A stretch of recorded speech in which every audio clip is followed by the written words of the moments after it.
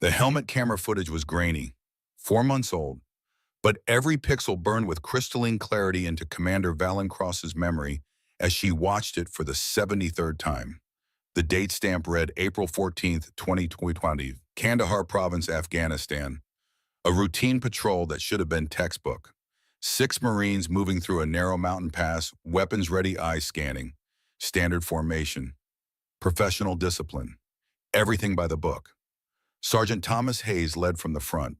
42 years old, 20 years in the Corps, a squared-away lifer who'd trained half the Marines at Fort Bragg at one point or another. The kind of Marine who did everything right because anything less dishonored the uniform. The footage showed him raising his hand. Stop, signal. Something wrong. His head turned, scanning the ridgeline above. The audio captured his voice steady and calm, despite what his instincts must have been screaming. Contact positions look wrong. This doesn't feel right. 5 seconds later, the world exploded. Muzzle flashes erupted from 3 directions simultaneously. Not random Taliban fighters taking their chances. Coordinated ambush. Precise fields of fire. Overlapping kill zones that left no escape routes. The kind of tactical setup that required detailed intelligence about patrol routes, timing, and strength. The kind of setup that should have been impossible. The helmet cam spun as Hayes went down. The audio filled with the sound every combat veteran knew in their bones. The crack of incoming rounds. The wet impact of bullets finding flesh. The desperate shouts of Marines realizing they were caught in a perfect trap. Corporal William Drake, Private Daniel Reeves, Lance Corporal Scott Mitchell, Private First Class James Burke, Staff Sergeant Marcus Stone, and Sergeant Thomas Hayes himself, all dead in 3 minutes. The Taliban melted away before reinforcements could arrive. They left the bodies, left the weapons, took nothing, because they had already gotten what they wanted. 6 American Marines dead and a message sent to whoever had paid for the intelligence that made it possible. Valen paused the footage. Sergeant Hayes frozen mid-frame, mouth open, probably shouting for his men to find cover that didn't exist. A good Marine doing his job. A good man who'd never know that someone wearing the same uniform had sold his life for cash. She closed the laptop. The motel room outside Fort Bragg was cheap and anonymous. Stained carpet, water damage on the ceiling. The kind of place where people paid cash and didn't ask questions. Perfect for someone who needed to disappear into the background noise of civilian life before emerging as someone else entirely. Valen stood and moved to the window, pulled back the curtain just enough to see the parking lot. 3 cars, all empty. No surveillance she could detect, but absence of evidence wasn't evidence of absence. Old habits. Always check exits. Always know who's watching. Fort Bragg was 12 miles east. She could feel its presence like a weight on her chest. The place where everything had started 15 years ago, where a 23-year-old SEAL candidate named Valencross had learned that the real enemy wasn't always wearing a foreign uniform. The memory came unbidden. Equipment corridor, late night. 3 instructors who'd decided that a woman in SEAL training needed to learn her place. Hands that grabbed, words that degraded, an assault that left no visible scars but shattered something fundamental. She'd reported it, filed the paperwork, sat across from a review board that looked at her with skepticism and asked questions designed to make her doubt her own memory. What were you wearing? Had you been drinking? Did you do anything to encourage their attention? In the end, they'd done nothing, called it a misunderstanding, suggested counseling, recommended she consider whether military service was really the right fit for her personality type. She'd walked out of that meeting and gone straight to the barracks roof. 4 stories, concrete below, an end to the shame and rage and helplessness eating her alive. But she hadn't jumped. Someone had found her there, a chief petty officer she'd barely known. He hadn't tried to talk her down, hadn't offered empty platitudes, just stood beside her in the darkness and said 6 words that changed everything. Don't let bastards steal your future. Then he'd walked away. No dramatic rescue, no forced intervention, just those 6 words and the space to make her own choice. She'd stepped back from the edge, not because the pain disappeared, not because she suddenly felt better, but because somewhere in those 6 words she'd heard a challenge, a dare, a suggestion that survival itself could be an act of defiance. 2 days later, that same chief had handed her a sealed envelope. Transfer order, signed by someone high enough that no one would question it, and beneath the transfer order, a handwritten note on plain paper. 2 years. Justice is slow, but it's coming. Stay alive. Become dangerous. She'd transferred. She'd stayed alive. She'd become very, very dangerous. And 2 years later, all three instructors who'd attacked her were court-martialed and dishonorably discharged. Justice delivered slowly and precisely while she was training to become one of the most lethal operators in naval special warfare. She'd never asked why Chief Declan Grayson had fought that battle for her, never questioned what motivated him to build an airtight case while she was learning to survive. She just took the lesson. Strength wasn't about being louder or bigger. Strength was about being precise, patient, prepared. Now, 15 years later, she was back. Not as a victim, not as a trainee, as a weapon aimed at whatever corruption still festered in Fort Bragg's foundations. Her phone buzzes. Text message. Encrypted. Briefing 0800. Grayson's place. Come ready. She checked her watch. 0630. Enough time. Valen opened her tactical bag. HK-4 carbine disassembled and wrapped in foam. Sig Sauer P226 in its holster. Combat knife. 3 changes of civilian clothes designed to look forgettable. And at the bottom, wrapped in velvet cloth, a pair of dog tags that didn't belong to her. She'd carried them for 4 months. Ever since SOCOM had called her into a secure facility and shown her the helmet cam footage of Sergeant Thomas Hayes dying in an Afghan mountain pass. The tags were warm from being close to her body. She rubbed her thumb across the embossed letters. Hayes Thomas R.O. positive. Methodist. A good man. A good Marine. Betrayed by someone he'd trusted. She wrapped the tags back in velvet and placed them carefully in her vest pocket. Close to her heart, a reminder of why she was here, who she was fighting for. Justice for the dead. Reckoning for the traitors. Valen dressed quickly, black tactical pants, dark gray shirt, civilian jacket that concealed her sidearm. She looked like a contractor, maybe military background, but nothing that would make people look twice. Perfect. She left the motel as the sun was rising. Drove east in a rental sedan that had been selected for being utterly unremarkable. Silver, 4 doors, the kind of car you forget 5 seconds after seeing it. Chief Declan Grayson lived 40 minutes outside base in a cabin that backed up against state forest, the kind of place where a man could disappear and not be bothered by the noise of the modern world. Valen had visited once before 5 years ago, when Grayson had finally retired after 46 years of service. The cabin looked the same, wood and stone, smoke rising from the chimney despite the mild October morning. A flag on a pole out front, perfectly maintained, raised and lowered at proper times with proper respect. She parked and approached the front door. It opened before she could knock. Chief Declan Grayson stood in the doorway. 70 years old, lean and weathered like driftwood. White hair cut military short.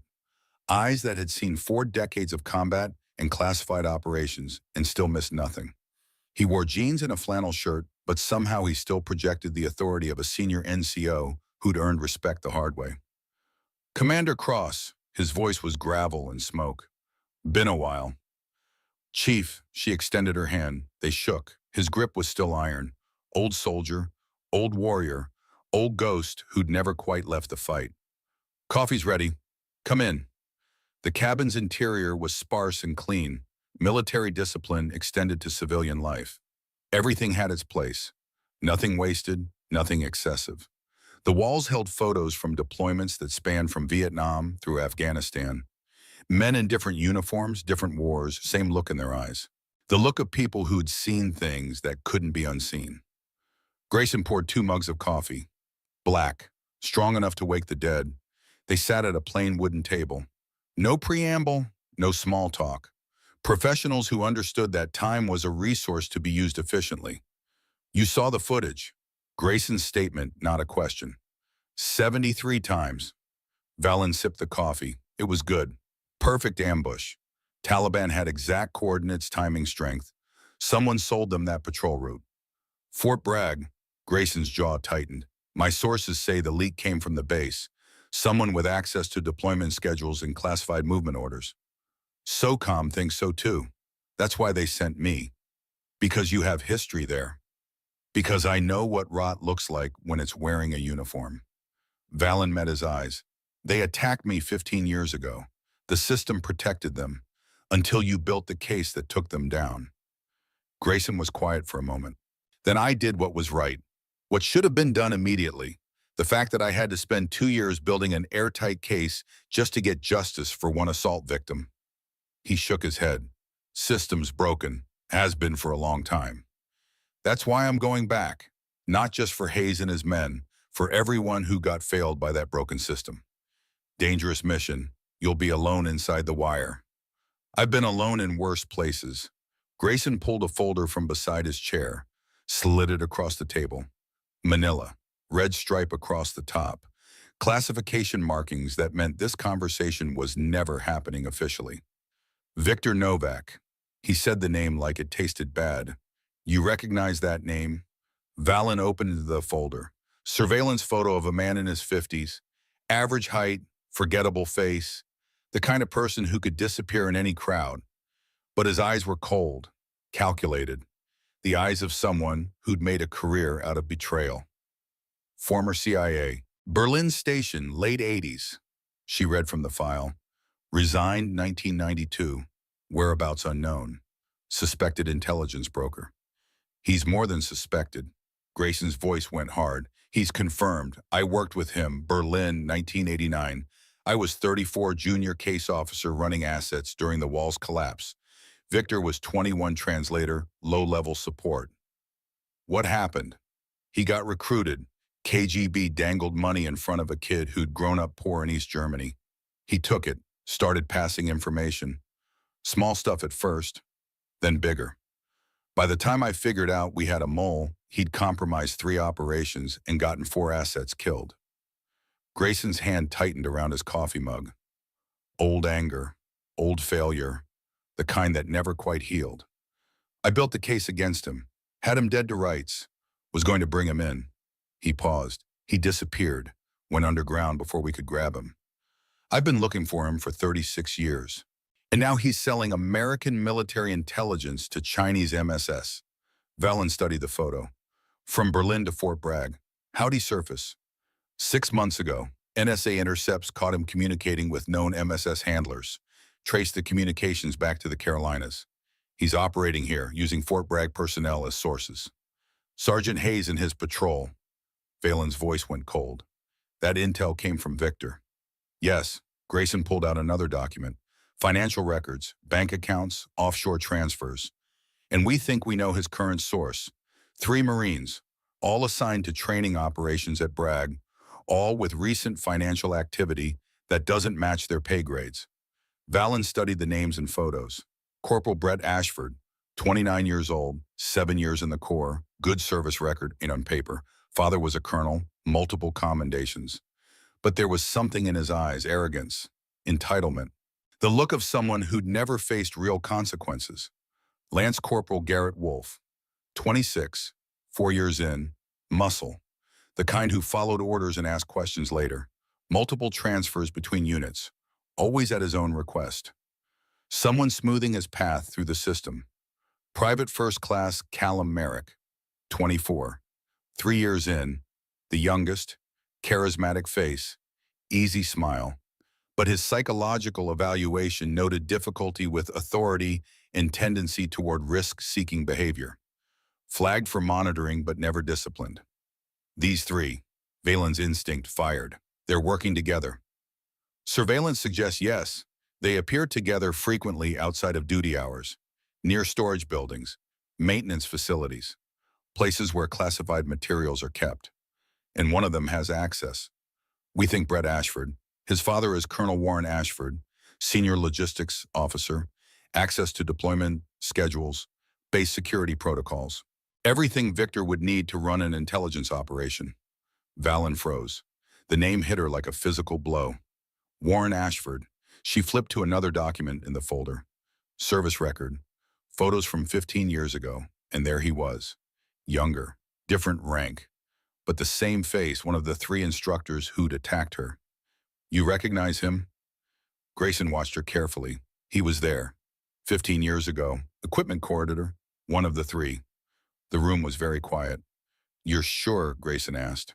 I'm sure. Valen's voice was level, controlled. But beneath the surface, ice-cold fury was crystallizing into diamond-hard purpose. Warren Ashford assaulted me, then hid behind the system when I reported it. You built a case that took him down. He did time in Leavenworth. 3 years. He got out, reinstated, pulled strings, family connections in Congress. Grayson's disgust was evident. Been at Bragg for 8 years, clean record since, on paper. And now he's selling intelligences that gets Marines killed. Valen closed the folder. His son is carrying on the family tradition of betrayal. That's the theory, but we need proof, airtight. These people have protection, family money, political connections. We move without solid evidence, they walk. Then I get the evidence. Valen stood. What's my cover? Grayson handed her another folder.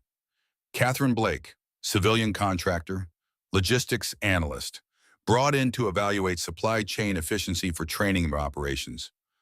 Boring, forgettable. Nobody pays attention to logistics. Perfect. Admiral Briggs approved the operation personally. You have full authority, but you're alone. No backup inside the wire unless you call for it. SOCOM wants this quiet. No hint that we suspect treason until we can prove it. Understood. Grayson walked to a cabinet, unlocked it, pulled out a worn leather case, opened it to reveal a vintage M1911 pistol, beautifully maintained. The grip worn smooth from decades of use.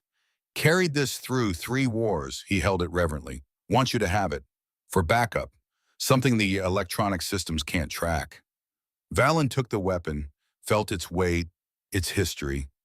Chief, I can't. You can, you will. Grayson's voice was firm. Because I'm 70 years old and I can't go in there myself. Can't be the one who finally catches Victor. But you can. You're what I trained you to be. Precise, patient, dangerous. He met her eyes. Get Victor. Get Ashford. Get justice for Thomas Hayes and those 5 men who died with him. And when you're done, he paused. Make sure no one else has to go through what you went through. Make the system work the way it should have worked 15 years ago. Valen holstered the 1911 in a concealed carry rig under her jacket. The weight felt right, history and purpose combined. I'll bring them down, Chief, all of them. I know you will. Grayson almost smiled. You always do. She drove back to the motel and packed. Civilian clothes, laptop, tablet loaded with logistics software that would hold up under cursory inspection. Nothing that screamed military or tactical, just a contractor doing a job. Boring and bureaucratic and completely beneath notice. But in the hidden compartment of her bag, carefully concealed the 1911, Thomas Hayes's dog tags, and a small device that looked like a pen but could transmit encrypted burst messages to SOCOM in under a second. At 1400 hours, she drove through Fort Bragg's main gate. The guard checked her credentials. Catherine Blake, civilian contractor, authorization signed by Admiral Briggs himself. Everything in order. He waved her through. Valen drove onto the base and felt the pass close around her like cold water. Buildings she recognized. Roads she'd walked as a trainee. And there in the distance, the equipment corridor where 3 men had tried to break her. The place where everything had changed. Her hands tightened on the steering wheel. Breathing exercise. 4 counts in. Hold or rise some. 4 counts out. Hold. Basic stress management. Keep the emotions controlled. Channel them into fuel for the mission. She parked at Building 7, West Side. Visitor spaces. At exactly 14:30, a Marine officer approached. Female, early 30s, dark hair in a regulation bun, lieutenant's bars on her collar. She moved with confidence but carried tension in her shoulders. Valen got out, extended her hand. Lieutenant Cross. Yes, ma'am, Catherine Blake. I'm your liaison for the logistics assessment. They shook, professional, brief. Lieutenant Cross's grip was firm, and her eyes did a quick evaluation that suggested field experience. Welcome to Fort Bragg, Cross said. Admiral Briggs sends his apologies for not meeting you personally. Operational issues. I'll be your primary contact for the assessment. I appreciate your time, Lieutenant. Rachel, please. No need for formality during administrative work. First name basis. The lieutenant was either confident or trying to make the contractor comfortable. Either way useful. They walked toward Building 7, morning sun warming the concrete. Around them, the base moved through its daily routine. Personnel between buildings, training formations in the distance. The crack of weapons fire from the range complex carrying on the wind like a drumbeat that never stopped. Have you worked military installations before? Rachel asked. Several, mostly overseas. This is my first stateside in a while. What brings you to logistics? I've found that supply chain efficiency is where wars are won or lost. Valen kept her voice neutral, professional. Best trained soldiers in the world are just targets if their equipment doesn't arrive when they need it. Rachel glanced at her. Something shifted in her expression. Respect, maybe. Recognition that this contractor understood operational reality. That's more tactical thinking than most analysts bring. I pay attention. They entered Building 7. Inside was exactly what Valen expected. Administrative offices, conference rooms. The smell of military bureaucracy mixed with industrial cleaner and bad coffee. Her temporary workspace was a small office. Desk, computer, filing cabinets, phone, Shaya. Everything necessary for someone conducting a logistics review. You'll have access to training schedules, equipment logs, personnel files relevant to logistics operations, Rachel said. If you need anything else, my extension is posted by the phone. Admiral has authorized full cooperation. Thank you. Rachel hesitated at the door. Is there anything specific you are looking for? Any particular concerns that prompted this assessment? Valen met her eyes. Just standard efficiency review, making sure resources are utilized effectively. Rachel nodded slowly. She didn't believe the answer. Smart woman. Well, if you need anything, let me know. She left, closing the door. Valen waited 30 seconds, listening. Rachel's footsteps receding down the corridor. No one else nearby. She crossed to the window. Third floor, western exposure. View of training yards in the distance. Multiple formations running drills in the afternoon heat. Closer between this building and the yard's equipment storage structures and a maintenance facility. And beyond those just visible, past a chain link fence, the equipment corridor. Her jaw tightened. The place where it had happened. Where 3 instructors had decided a woman didn't belong. Where they'd used hands and words to try to drive her out. Warren Ashford had been one of them. And now he was here, still wearing the uniform, still protected by the system, using his position to sell intelligence that killed the men he was supposed to protect. Valen turned from the window, opened the computer, logged in with her contractor credentials, pulled up training schedules and personnel rosters, started the cover work that would explain her presence. But her real work began after hours. That night back in the motel, she accessed a system that officially didn't exist.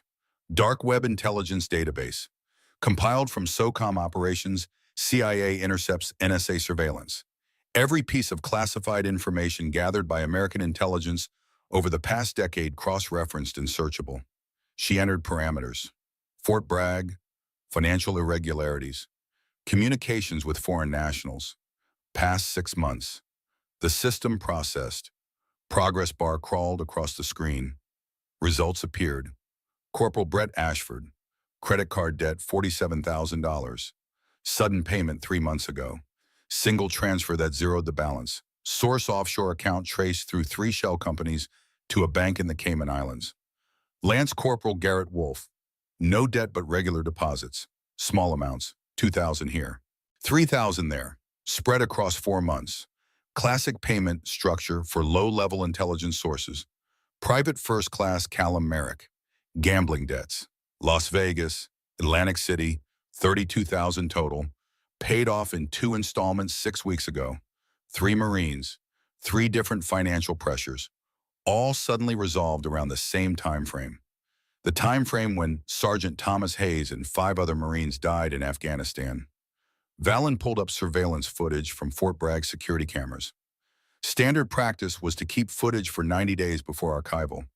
She had access through her SOCOM credentials. Started scanning, day by day, hour by hour, looking for patterns. There, 3 weeks ago, Brett Ashford near equipment storage, 2,300 hours, off duty, no reason to be in that area, meeting someone, Civilian clothes, male, average build, unremarkable features. Brett handed him an envelope. The civilian nodded, walked away. Valen zoomed in. Enhanced the image, ran facial recognition against the intelligence database. Match found. Victor Novak. 92% certainty. She had him. The intelligence broker, Chief Grayson, had been hunting for 36 years, operating on American soil, meeting his source at a military installation, receiving classified information that would be sold to America's enemies. Valen saved the images to an encrypted drive, scrubbed her access logs. Officially, she'd never searched these systems, had never seen this footage, but now she knew, and knowing was the first step to justice. Over the next week, she established her pattern. Morning in Building 7, reviewing documentation. Afternoon walking training areas, taking notes, asking occasional questions that suggested she understood logistics but not tactical operations. Always slightly out of place. The civilian contractor, doing her job but clearly not belonging in a military environment. She observed the three Marines during every opportunity, documented 17 instances of them appearing together in locations that had no operational justification. Watched Brett make physical contact with female personnel that lasted slightly too long. Saw Garrett block doorways, forcing women to squeeze past. Noticed Callum's whispered comments that made female Marines look uncomfortable. A pattern, not just treason, sexual harassment. These three Marines were predators in multiple ways. On day 7, she watched them corner a female Marine near the storage buildings. The Marine was young, early 20s, private's rank, excellent posture, sharp uniform, someone who took pride in service. Her name tape read Hayes.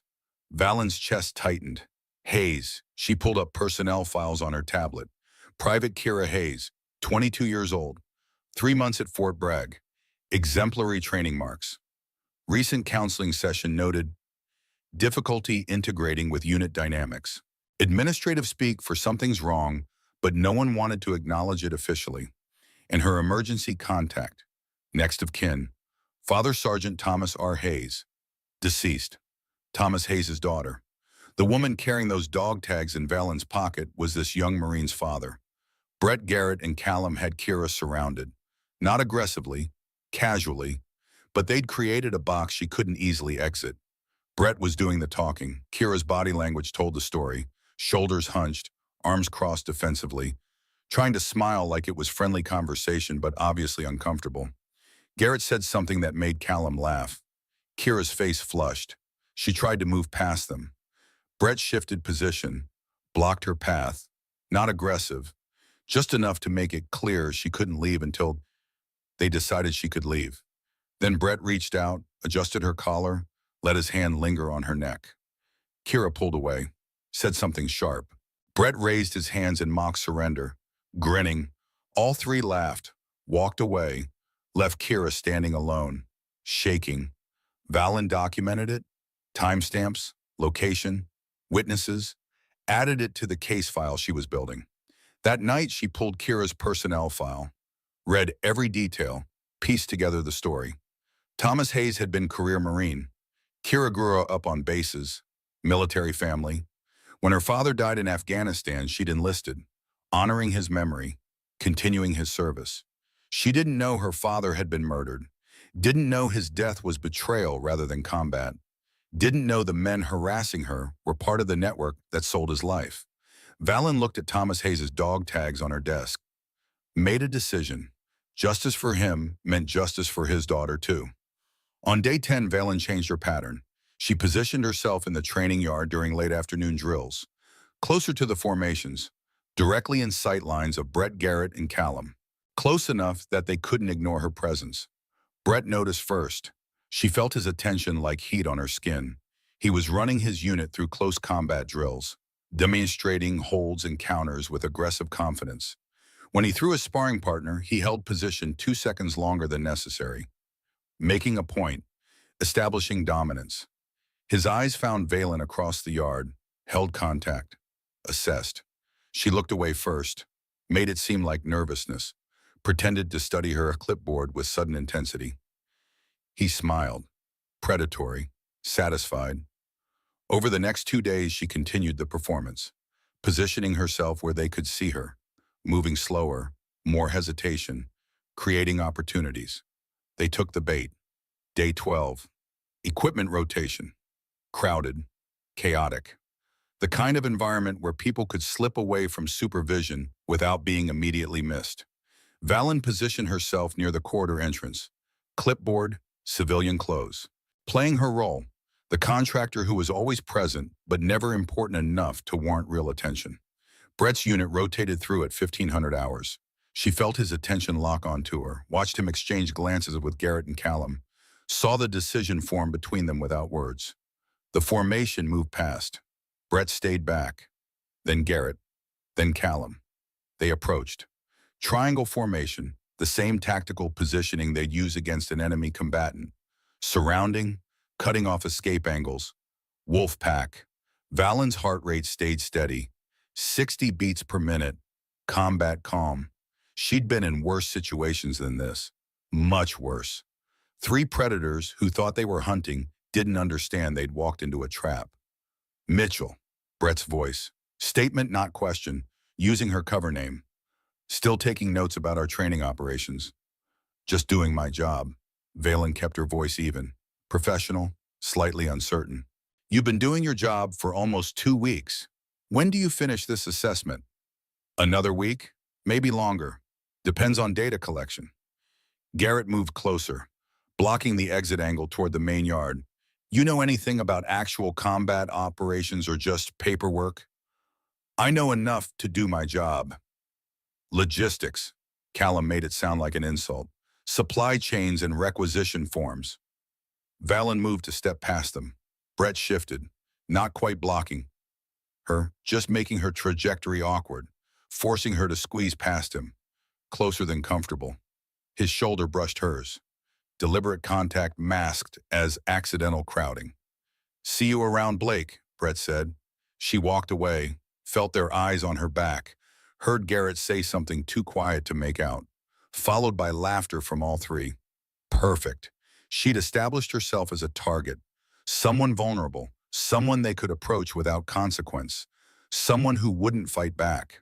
Now she needed to escalate, draw them in deeper, make them confident enough to make the mistake that would finish them.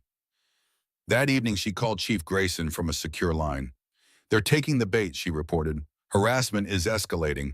I give it 48 hours before they make a direct move. You don't have to do this, Grayson's voice was careful. There are other ways to gather evidence. No, there aren't. These men hide behind plausible deniability, accidents and misunderstandings, and she-said situations. The only way to expose them is to let them expose themselves. Valen. I'm not the same person I was 15 years ago, Chief. I'm not scared. I'm not helpless. I'm exactly where I need to be, doing exactly what needs to be done. Silence on the line, then be careful. Careful is boring. I'll be effective. She hung up, looked at her reflection in the motel room mirror. Black tactical pants, dark shirt, civilian jacket. She looked like a contractor. Maybe military background, but nothing threatening. Tomorrow she would look even more vulnerable, would position herself even more isolated, would give Brett, Garrett, and Callum every opportunity they needed to make their move. And when they did, she would show them exactly what happened to predators who underestimated their prey. Day 13 began with fog, thick coastal weather rolling in from the Atlantic, reduced visibility, muffled sound, the kind of morning that made the base feel isolated and claustrophobic. Perfect conditions for what she had planned. Valen arrived at the equipment corridor at 0800. Clipboard, civilian clothes. Positioned herself near the entrance documenting equipment flow rates, playing her role. Always present, always forgettable. Brett's unit rotated through at 0900. She watched them from the corner of her eye. Brett saw her, said something to Garrett. Both glanced at Callum. Nods exchanged. Decision made. The unit moved on. 3 Marines stayed behind. They approached.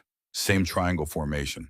But this time they were in the corridor, out of direct sight from the main training yard. Still technically visible to anyone who looked, but isolated enough that intervention would be delayed. Calculated positioning. They'd done this before. Practiced it. Perfected the art of cornering someone without making it obvious. Blake, Brett's voice, closer than appropriate. Still taking notes. Yes, standard assessment procedures. You've been watching us all week. Garrett moved to her left, taking a lot of notes about our operations specifically. I document all training activities. Seems like you're always around when my unit is training. Brett stepped closer, invading space. Makes a guy think you're looking for something. Just doing my job. Your job. Callum circled to her right, completing the formation. No escape route. You know anything about actual training and combat preparation? Or do you just write reports? I understand logistics. Logistics? Brett made it sound dismissive. Let's see what you've been writing about us.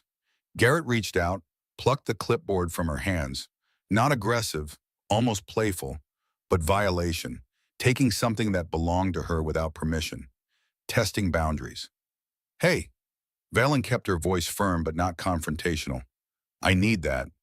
Need, Callum smiled. You'll get it back, eventually.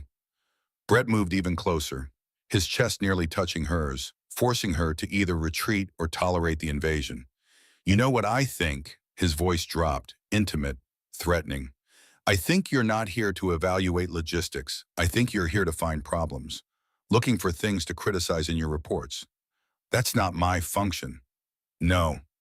His hand came up, touched her collar, adjusted it with the same motion he'd used on Kira Hayes. Let his fingers brush her neck. Then why are you always staring? Always watching? Valen didn't move, didn't flinch, met his eyes with carefully controlled discomfort. Someone who didn't know how to handle the situation, someone trying to maintain professional composure, but obviously uncomfortable. Your collar was crooked, Brett said, voice quiet, menacing. Just helping you look presentable. Garrett still held her clipboard. Callum had positioned himself behind her, blocking retreat. They'd done this before. This exact scenario. Same progression of isolation, intimidation, violation. I need my documentation back, Valen said. Let a slight tremor enter her voice. Fear that was performance, but sounded real enough. You'll get it. Garrett flipped through the pages. Just want to see what you wrote about us. Callum pulled something from his pocket. Training knife. Rubber blade designed for drill sequences. Not lethal, not even sharp. But in the context of this moment in the hands of someone deliberately creating threat, it became a weapon. You ever trained with knives? Callum asked, spinning the blade between fingers. Casual. Practiced. All about pressure points. Control. Understanding anatomy. He stepped closer. The knife continued its rotation, pointed toward her, not threatening exactly, just positioned. Suggestion of potential violence hanging in the air. For instance, Callum's voice took on instructional tone, mock teaching, uniform inspection, making sure everything meets standards. Sometimes you have to get hands-on to verify proper fit. The knife moved, touched fabric of her shirt at the collar, traced downward slowly, not cutting, not pressing hard, just moving along the line of buttons with deliberate precision. Seems tight, Callum said. Might not meet regulation standards, should probably check. Valen's hands were at her sides, relaxed, non-threatening. But every muscle was calibrated for violence. Her weight balanced on the balls of her feet, ready to move. Her face showed carefully managed fear, the civilian contractor out of her depth, trying to stay professional, not understanding that she was in real danger. This isn't appropriate, she said, firm, but with undertone of uncertainty. Isn't it? Brett leaned close. His breath touched her ear. We're just trying to help, making sure you're squared away. That's what we do here. Correct deficiencies. The training knife continued its path down her shirt.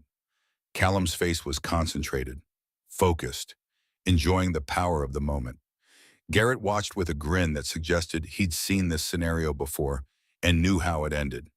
Brett's hand was on her shoulder now, holding her in place. Not enough pressure to bruise, but enough to communicate control. And then Callum's blade bit into fabric. The first cut was slow, deliberate, starting at the collar and moving downward, splitting the shirt open from the top button down. The sound of tearing cloth was loud in the narrow corridor.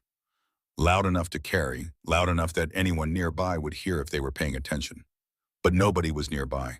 They'd chosen this moment, this location, this precise configuration of timing and opportunity when intervention would be delayed. The shirt split open, Valen's undershirt visible beneath. Callum kept cutting. Garrett was laughing now, low, appreciative. Brett's grip on her shoulder tightened. "See," Callum said, "much better fit, more comfortable." Valen's voice came out quiet, controlled, final. "Step back." They didn't hear the warning, or heard it and dismissed it as desperate plea from someone with no power. "Or what?" Brett asked, almost amused. "You going to report us? Tell your supervisor we helped adjust your uniform. Good luck making that stick." The knife paused. Callum looked at her face, reading her expression, trying to understand why she wasn't showing the fear response he expected. Why this woman who'd been so carefully submissive all week was suddenly looking at him like he'd made a fatal miscalculation. "Last chance," Valen said. Not louder, not angrier, just stated as fact. "Step back." Callum's mouth opened, started to form a response, started to say something dismissive or threatening. He never finished the sentence, because Commander Valencross was done pretending to be a victim, and these three Marines were about to learn what happened when you cornered a ghost. Valen's right hand moved first, not a grab, a capture. There was a difference that 3 years of close-quarters combat training had burned into muscle memory deeper than conscious thought. Her fingers found Callum Merrick's wrist mid-motion. The radial nerve ran along the underside of the forearm, accessible if you knew exactly where to press. She applied pressure with surgical precision. His hand spasmed open. The training knife clattered to concrete before his brain could process what was happening. 0 to 3 seconds, her left hand came up.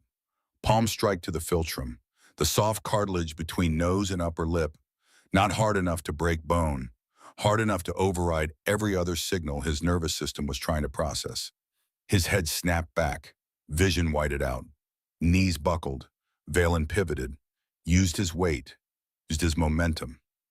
Hip throw that was textbook perfect because she had executed it 10,000 times in training and twice that many in her head. Callum's body left the ground and met concrete with an impact that expelled air from his lungs in an explosive gasp. 3 to 6 seconds. Garrett Wolfe was still processing what he'd seen when Valen turned toward him. His hands came up instinctively. Defensive posture. But his stance was wrong. Weight too far forward. Shoulders too tight. Someone who'd done enough training to think he knew how to fight, but not enough to understand the difference between drill sequences and actual combat. He lunged, tried to grab her, probably thinking he could use his size advantage, his 80-pound weight differential, simply overpower her through brute force. Valen caught his forearm mid-reach, redirected the momentum, hooked her boot behind his calf. Let physics do the work. His own forward motion became the force that toppled him. She guided him down, controlled the fall, drove him shoulder first into stacked equipment mats, with a sound like a sack of concrete hitting pavement. Then she followed him down. Applied a shoulder lock, Kimura position, arm bent at 90 degrees, pressure directly on the rotator cuff, anatomical leverage that turned any resistance into exponentially increasing pain. Garrett tried to move. Something in his shoulder made a wet popping sound. Not a break, just a dislocation. A reminder that the human body was a collection of mechanical parts that stopped working when the right pressure was applied to the right points. He stopped struggling, started making a sound that was half gasp, half whimper. 6 to 11 seconds. Brett Ashford hadn't moved. He was standing exactly where he'd been when this started. Hands still extended toward where Valen's shoulder had been 6 seconds ago. His face showed the expression of someone whose reality had just inverted. Confusion, shock, the beginning of fear creeping in around the edges. Valen stood up, released Garrett's arm, stepped over Callum's prone body, faced Brett with the same controlled calm she'd maintained throughout the entire encounter. "You done?" she asked. Brett's eyes flicked to the training vine on the ground, still there, laying between them, accessible if he was fast enough. "Don't," Valen said. Simple, factual. "You won't reach it." He looked at her, really looked at her, seeing something he hadn't seen before. Or maybe seeing something he'd been trained not to see because it contradicted comfortable assumptions about who could be dangerous and who could be dismissed. He moved, lunged for the knife. Valen's boot intercepted his hand mid-reach. She didn't kick. She stepped, planted her heel directly on his fingers with 140 pounds of precisely applied downward pressure. Enough weight to pin, enough force to communicate exactly how easily she could increase the pressure from restraint to injury. Brett screamed, tried to pull his hand free. Couldn't. I said you wouldn't reach it. Valen's voice never rose above conversational volume. Still calm, still controlled. Now I need you to make a decision. You can keep escalating this situation and I'll put you in the hospital. Or you can stay down, stay quiet, and wait for the MPs to arrive. Choose quickly. You crazy? Brett's words cut off as Valen increased pressure slightly. Not enough to actually break anything. Just enough to make the threat real. That's not the decision I asked you to make, she said. Hospital or MPs, choose. Footsteps, running. Multiple people converging on the corridor. The sounds of the scuffle had finally drawn attention. MPs, instructors, personnel responding to a disturbance. Valen lifted her boot from Brett's hand, stepped back, resumed a neutral stance. Hands visible, non-threatening. The picture of someone who'd defended themselves and then immediately de-escalated. Gunnery Sergeant Marcus Stone rounded the corner first. 2 MPs right behind him. They took in the scene.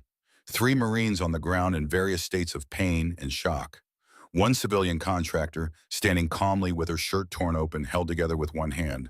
A training knife on the floor between them. Stone's face went through several expressions in rapid succession. Confusion, assessment, recognition that something had gone very wrong. His voice came out sharp, command tone demanding immediate clarity. What the hell happened here? Nobody answered. Callum was still trying to breathe. Garrett was cradling his shoulder. Brett was staring at his hand like he couldn't quite believe it still had all its bones intact. Someone speak, Stone barked. Now. Valen reached into her pocket, produced a black leather wallet, held it out towards Stone without a word. He took it, opened it. His expression changed instantly. Confusion disappeared, replaced by something that looked like fear mixed with respect, mixed with the dawning realization that this situation was far more complicated than a simple training yard altercation. Federal credentials, SOCOM authorization, classification levels that meant this woman had authority that superseded his rank and his chain of command. Commander Cross, Stone's voice had dropped an octave, formal, careful. The tone of someone who just realized he was talking to someone who could end careers with a phone call. Valen said nothing, just held his gaze while the MPs moved past him to secure the 3 Marines. One of the MPs started to approach Valen. Stone stopped him with a gesture. Don't touch her. Secure those 3. Medical isolation, no communication with anyone. Move. The MPs complied, lifted Brett, Garrett, and Callum to their feet, started reading them their rights in the flat mechanical voices of people following procedure without understanding context.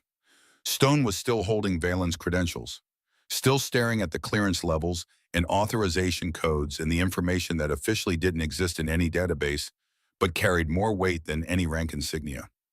Commander Cross, he said finally, quiet, almost respectful. Do you require medical attention? No. Do you wish to file charges? Valen looked at the 3 Marines being escorted away by MPs. Brett was trying to maintain some dignity. Garrett looked like he might vomit. Callum still hadn't fully processed what had happened. I don't file charges, she said. I make recommendations. And I recommend you call Admiral Briggs immediately. Tell him we have a situation that requires his immediate personal attention. Stone nodded, started to move away, stopped, turned back. Ma'am, permission to ask. What exactly are you doing on this base? Valen picked up the training knife from the ground, examined it, the rubber blade that had been used to cut open her shirt. Evidence. Proof, irrefutable documentation of assault. Cleaning house, Sergeant. That's what I'm doing, cleaning house. She handed him the knife and walked past him toward Building 7. Behind her, the corridor erupted into controlled chaos. Radio calls, rapid response. The machinery of military justice beginning to grind into motion. But Valen's mind was already 3 steps ahead. The assault was documented. The 3 Marines were in custody, but they were just symptoms, just small players. The real target was still out there. Victor Novak, the intelligence broker running these 3 idiots and collecting American secrets to sell to the highest bidder. And Colonel Warren Ashford, the man who'd assaulted her 15 years ago and was now betraying his country, using his son as a cutout, selling information that got good Marines killed. Time to finish what she'd started. Admiral James Briggs arrived at the detention facility in 8 minutes. His vehicle left tire marks in the parking lot where he'd taken the turn too fast. When he entered the building, his uniform looked like he'd put it on while running. Valen was waiting in the command observation room. She'd changed into a spare uniform, anonymous gray fatigues that carried no rank or identification. The torn shirt was sealed in an evidence bag on the table in front of her, along with a training knife and a detailed incident report she'd written in the 20 minutes since the MPs had secured the quarter. Briggs entered without knocking, looked at her, looked at the evidence bag, looked at the monitor showing 3 separate holding cells, where Brett Garrett and Callum sat in isolation, still trying to understand how their morning had collapsed into criminal charges and career-ending consequences. "Commander Cross." Briggs's voice was controlled, but she could hear the tension underneath. "I've read the preliminary report. I need to hear it from you directly." "What happened?" Valen stood, not because protocol required it, because the conversation would be easier if they were on equal footing. Briggs was 58, career Navy, enough combat ribbons on his dress uniform to fill a wall. He'd earned respect through decades of service. She could give him that much. 3 Marines assaulted a federal officer conducting a classified investigation. They used a training knife to cut open my uniform shirt while making explicit threats. I defended myself using minimal necessary force. All 3 are in custody with non-life-threatening injuries. The evidence is documented and irrefutable. Briggs exhaled slowly, sat down heavily in the chair across from her. For a moment he looked older than his 58 years, tired, like a man who'd been expecting bad news and had just received confirmation that it was worse than he'd imagined. "Classified investigation," he repeated. "SOCOM didn't send you here for a logistics assessment?"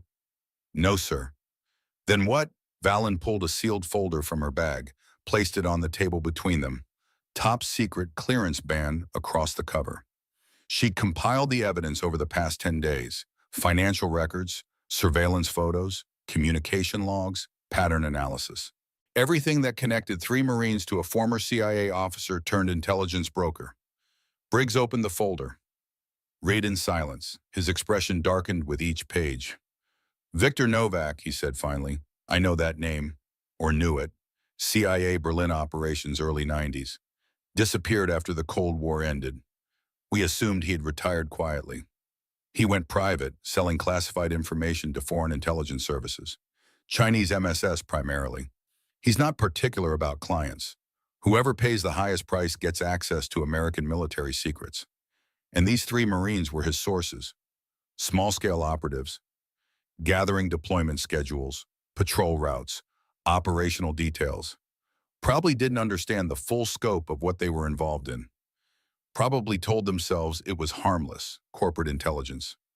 Nothing that would actually get people killed." Briggs's jaw tightened.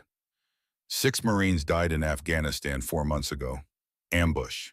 Taliban had perfect intelligence on their patrol route and timing. "Yes, sir. That information came from this base, sold through Novak to whoever was willing to pay for it. Those 6 Marines died so Brett Ashford could pay off his credit card debt." The room fell silent. Outside, through the reinforced window, the base continued its daily operations. Personnel moving between buildings, training formations running drills. The machinery of military readiness grinding forward while the rot underneath was being exposed to daylight. "What do you need from me?" Briggs asked. "Full access to interrogation, unrestricted investigation authority, and immediate contact with SOCOM oversight. Novak is still active. He's planning a final intelligence handoff within the next 48 hours. If we don't intercept him, he walks away with a complete roster of every SOCOM Tier 1 operator currently deployed worldwide." Briggs stood up, walked to the window, stared out at the base he commanded. The installation he was responsible for. the personnel he'd failed to protect from predators operating inside his own fences. Commander, these men assaulted you, violated multiple UCMJ articles. You have every right to pursue maximum punishment through official channels. But if you're telling me there's a larger operation at risk, I'm telling you that justice for me is secondary to mission completion. I want these 3 Marines prosecuted, but I want Novak more. He's the source. He's the reason good soldiers are dying. And if we don't stop him in the next 2 days, he disappears and we never get another chance. Briggs turned to face her. What's your play? I'm going to make Brett Ashford an offer. Cooperation in exchange for reduced charges. He gives up Novak's location. Operation details. Communication protocols. Then we run an interdiction operation and shut this down permanently. Ashford will never cooperate. His father's a colonel. He has resources. Legal protection. He'll lawyer up and wait for his father to fix this like he's fixed every other problem in that boy's life. His father can't fix this. I'm Tier 1 clearance with SOCOM authorization.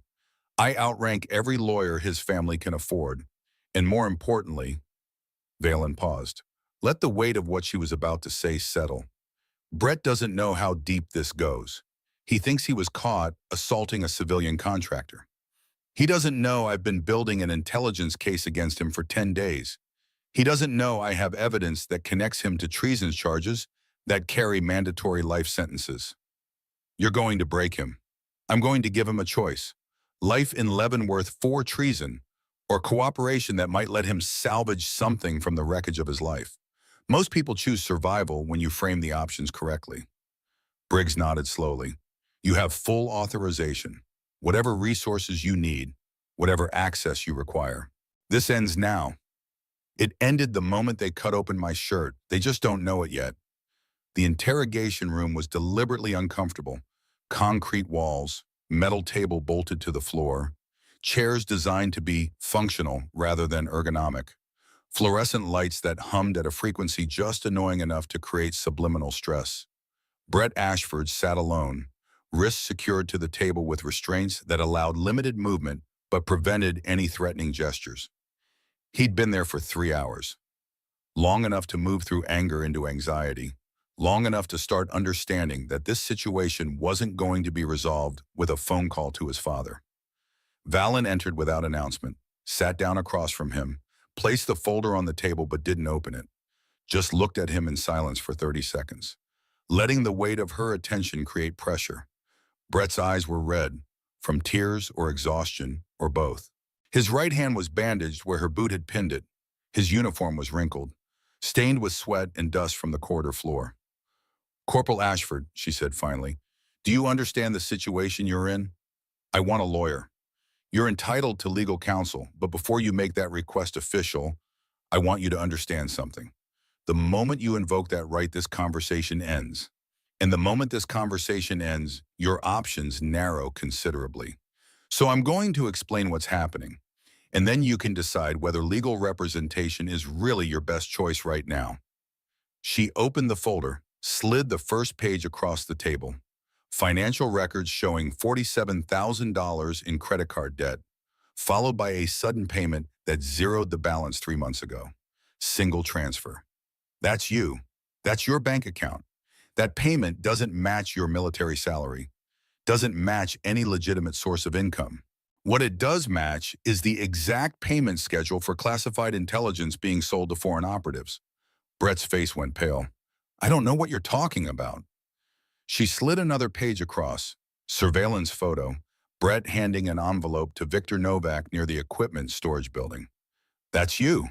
That's Victor Novak, former CIA officer, current intelligence broker, specializes in selling American military secrets to whoever bids highest. That envelope you're handing him contained deployment schedules for the 3rd Marine Division, classified information that you accessed illegally and sold for cash. I didn't. That was treason.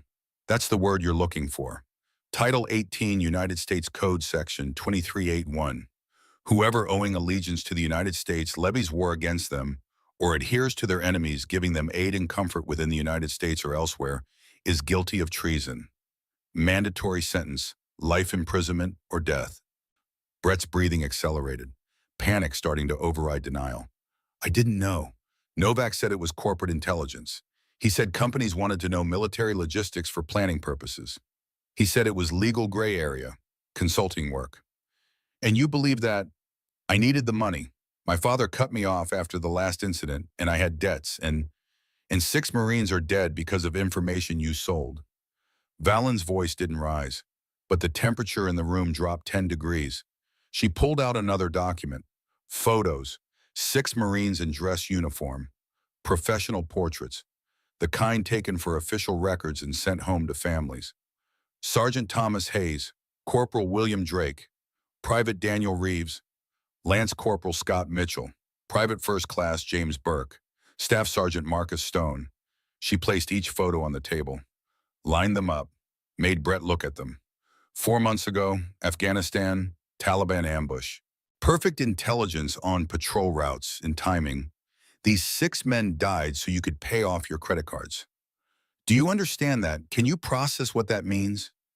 Brett's face crumpled. The careful control he'd been maintaining shattered. I didn't know. I swear, I didn't know anyone would die.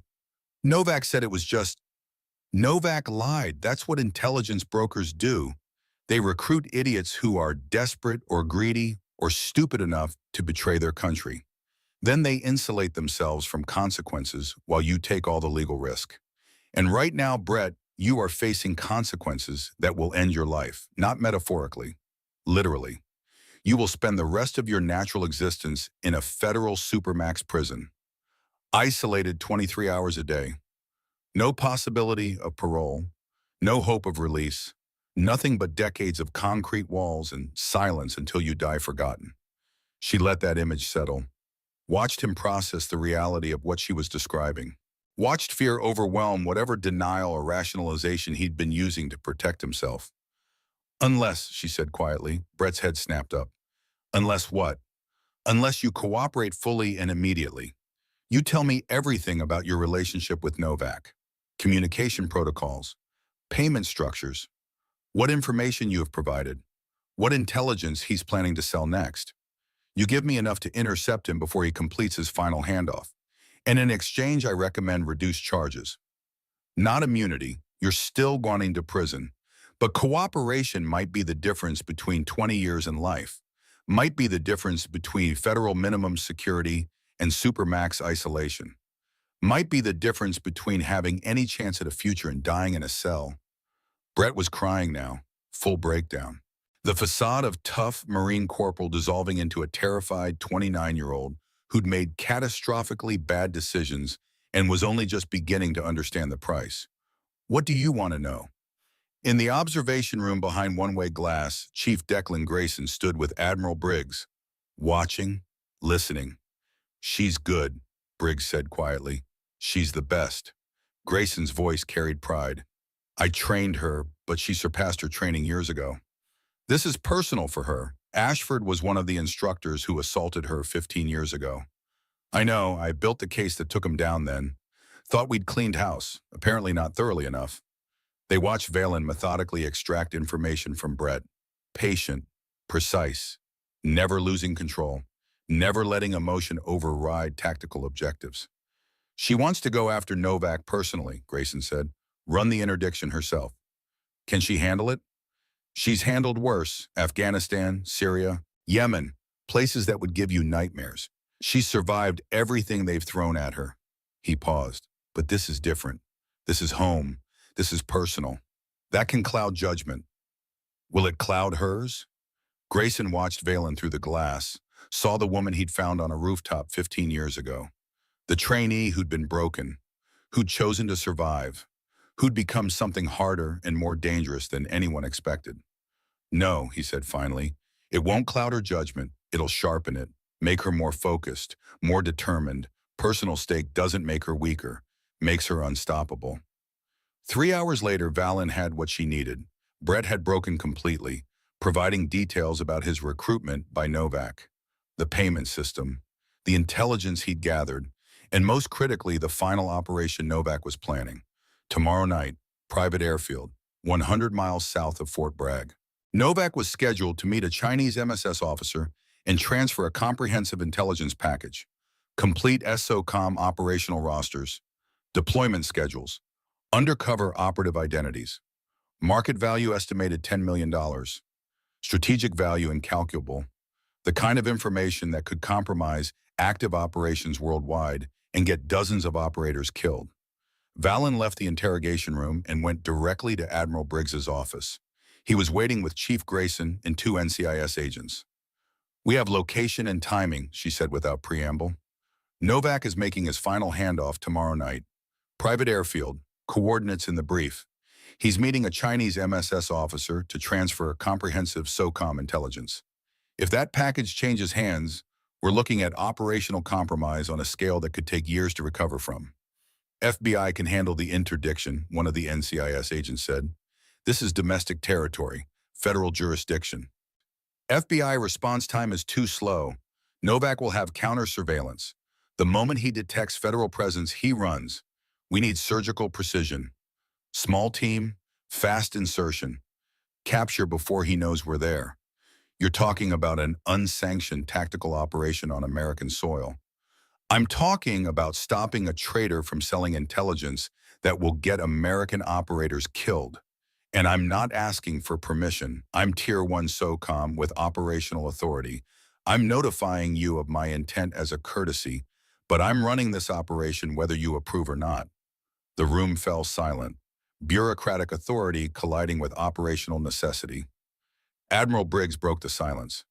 "Commander Cross has full authorization from this command. NCIS can provide support resources, but tactical decisions belong to her. Anyone who has a problem with that can take it up with SOCOM after we've secured the intelligence package and captured Novak. Are we clear?" The NCIS agents nodded reluctantly. Grayson smiled slightly, recognizing the bureaucratic maneuvering that had just given Valen complete operational freedom while covering everyone's careers if things went wrong. "I need 4 operators," Valen said. "NCIS tactical team, weapons, vehicle, surveillance equipment, and I need 1 civilian advisor." "Who?" Briggs asked. "Chief Grayson." Grayson's eyebrows rose. "I'm 70 years old, haven't been active duty in 5 years. You're also the most experienced tactical operator within 100 miles of this base, and you know how Novak thinks. You worked with him in Berlin. I need that knowledge. Valen, I'd slow you down. Decreased reflexes, decreased stamina, all the things that get people killed in tactical situations. You're also smarter than anyone else I could bring. Experience counts for more than youth when you're hunting someone who's been doing this for 40 years. I need you, Chief, not as an operator, as an advisor. You help plan, you provide tactical consultation, but you stay rear security, no front line." Grayson was quiet for a moment. "Then your operation, your call. If you think I can help, I'm in." "Thank you." Briggs stood. "You have everything you need. When do you move?" "Tomorrow, 1800 hours. Briefing at 1500. Gear up at 1700. Hit the target at 2100 under darkness." She left the office, walked across the base toward the parking lot. The sun was setting, painting the sky in shades of orange and red that looked like fire reflected in smoke. Tomorrow she would hunt the man who'd been selling American lives. Tomorrow she would face Victor Novak and finish what Chief Grayson had started 36 years ago in Berlin. But tonight she had other business to finish. Private Kira Hayes lived in the barracks, junior enlisted quarters, shared room, minimal privacy. Valen found her in the common area, reading, alone. Kira looked up as Valen approached. Recognition flickered. The contractor who'd been around for 2 weeks, who'd witnessed her harassment, who'd defended her once. "Ms. Blake," Kira's voice was uncertain. "Not Blake, Commander Valen Cross, Navy SEAL, and I need to talk to you about your father." Kira's expression changed, confusion, wariness. "My father? Not here, walk with me." They walked to the memorial garden. Quiet spot near the edge of base, maintained for reflection, for remembering the fallen. Valen sat on a bench. Kira sat beside her. "Your father was Sergeant Thomas Hayes," Valen said. "KIA 4 months ago, Afghanistan, Taliban ambush." "I know." Kira's voice was tight. I was there for his funeral. What they didn't tell you, what they couldn't tell you then. Your father didn't die in combat. He was murdered. Kira went very still. What? Someone on this base sold his patrol route to the Taliban, sold the timing, the strength, everything they needed to set a perfect ambush. Your father and 5 other Marines were killed because someone wearing the same uniform betrayed them for money. Kira's hands clenched. Who? 3 Marines you know. Brett Ashford, Garrett Wolfe, Callum Merrick. The same men who've been harassing you. Kira's voice broke. They killed my father. They provided the intelligence that got him killed. They're in custody now. They'll face justice, but there's more. The man running them, the intelligence broker who bought and sold your father's life. I'm stopping him tomorrow night. Permanently. I want to help. No. He was my father. You deserve to know the truth. You deserve justice, but you don't belong in a combat operation. You're too close. Your judgment would be compromised, and I won't risk the mission or your life. Kira's eyes were wet. Then what do I do? Valen pulled something from her pocket. Thomas Hayes's dog tags, warm from being close to her heart. She'd carried them for 4 months. You honor his memory. You become the Marine he wanted you to be. You don't let the bastards win. She held out the tags. Kira took them, stared at them, her father's name embossed in metal. He died with honor, Valen said quietly, betrayed by people he trusted. But his sacrifice wasn't meaningless, because I'm going to make sure the people who killed him never do it again. That's my promise to you, and to him. Kira nodded, unable to speak. Valen stood, started to walk away. Commander, Kira's voice stopped her. Yes, thank you for telling me the truth and for, she swallowed, for giving him justice. He earned it, all of them did. Valen walked back to her vehicle. Tomorrow would bring violence and risk and consequences that couldn't be predicted. But tonight, for just a moment, she felt something settle in her chest. Purpose, clear and undeniable. Justice for the dead, reckoning for the traitors. Tomorrow she would hunt Victor Novak. Tomorrow she would finish what she'd started. But tonight she prepared. In the motel room, she laid out her gear with methodical precision. HK-416 carbine, M110 sniper rifle, Sig Sauer PD-26, Chief Grayson's vintage 1911 as backup, 3 fragmentation grenades, combat knife, night vision goggles, radio headset, ballistic vest rated to stop rifle rounds. She checked each weapon, loaded, cleared, functions test, everything perfect, everything ready. In her pocket, wrapped in velvet, another set of dog tags. Not Thomas Hayes's, her own, from 15 years ago, when she'd been a different person, a trainee who'd been broken and rebuilt. She'd carried them as a reminder of what she'd survived, what she'd become.